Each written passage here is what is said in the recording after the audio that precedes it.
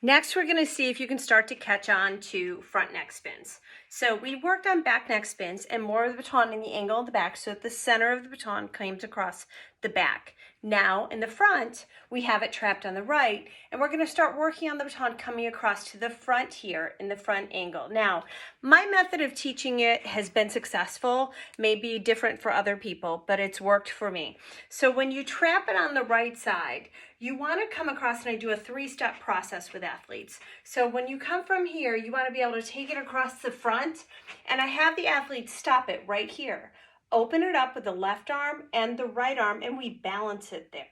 Then we're going to have a squeezing motion.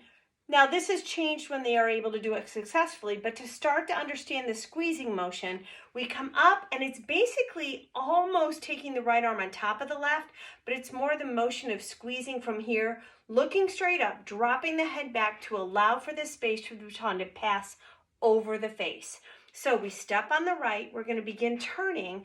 We start a squeezing motion, and in that squeeze, the baton drops across the face. Then the third step is here and open again, balancing. Now we have a pulling motion. Now again, we're going to start with it a little dramatic and exaggerated. So the left arm is under and pulls it across to there.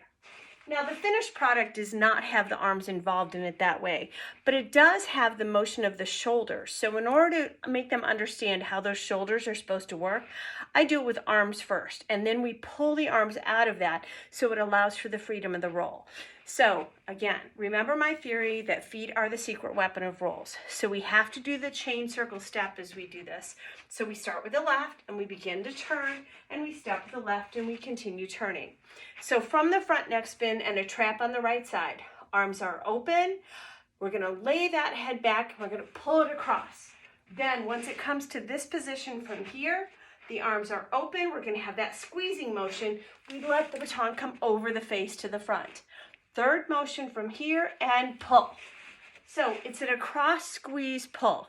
Now, back in the dinosaur days when I did it, I would start it from here with a hand roll, an oblique hand roll. And that created the momentum for me to get it going. So from the left arm open and we go into here. Now remember, neck issues, older person, I'm probably not going to do it all the way. But open the left from here. I do a roll to create the motion, across, squeeze, pull. Okay? So when it comes into there, again, you're going to keep the feet going, across, squeeze, pull.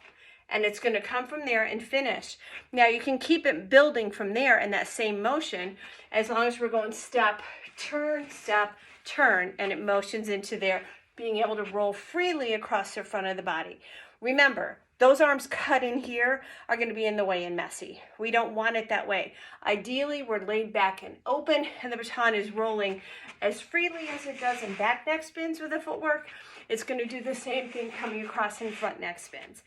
Then, the monster originally was a tie together between a front neck spin and a back neck spin. So from the front neck spin, when it came under from here, and then could shift from the back neck spin around and come up into the front neck spin.